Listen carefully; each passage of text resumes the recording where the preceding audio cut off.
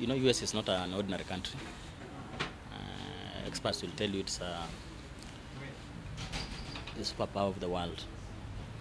Again, the US also is a democracy, meaning that right from their literature, their environment is better than Kenya. Even their jails, I think, are better than Kenya. They even offer very good service in terms of banks, so that when Africans steal money, they bank them where? In the US, what's called the offshore accounts. So on that basis, it becomes a very, very attractive country to so many African despots. So I think the US has known that every African, their dream is not to go to heaven, but to go to the US. And therefore, that's one of the things they use to force Africans to do what they want to do. One of them is the issue of visas. You steal money in Africa, you store them in the US. When you want to go for holiday, you don't go to Mombasa, you go to the US. And the Americans know you love it that way. So the first thing they do is just to deny you a visa, not to step there. Number two is just to kick out all your relatives, including your maybe illegitimate wives, who I'm sure live there. So they use these things, mainly the visa and and the travel bans, for example. So to stop you, or to stop the African despot from going to the US.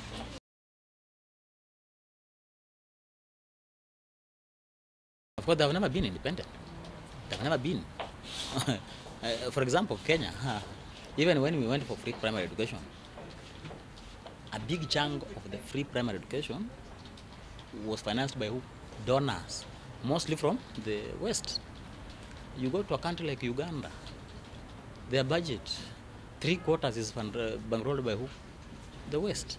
And you can go on and on and on about all African countries. The Somalia problem, the fight in Al-Shabaab, against Al-Shabaab in Somalia. Yes, the Kenyan troops are on the ground, but who is financing that war? The West. So the element of independence doesn't really come in. Why? Because African leaders or African people have failed. They don't want to be independent anyway. They like this idea of independence, depending on those people. They are in power here. They kill democracy, but they love the American democracy. They are in the power here. They cannot make their jails to be better for them. They would rather go to jail in the US, because I think the jail in the US or in The Hague, I think you saw, the jail there is better. It has a TV, it has a library.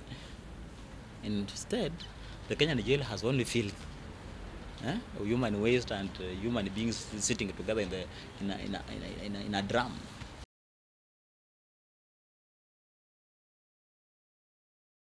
In Africa, the game is all about power. Power and more power. How much power you concentrate on, rather the power you amass, the power to appoint everybody, the power to walk in a trafficless street. Africans love power. When you employ your wife to be the minister, when your son is the army general, you feel very nice. When the whole of your family, exclude others. That is what Africa is known. And that's the reason why the West has, I think, capitalized on to make us as stupid as we look. That without them, we can't live.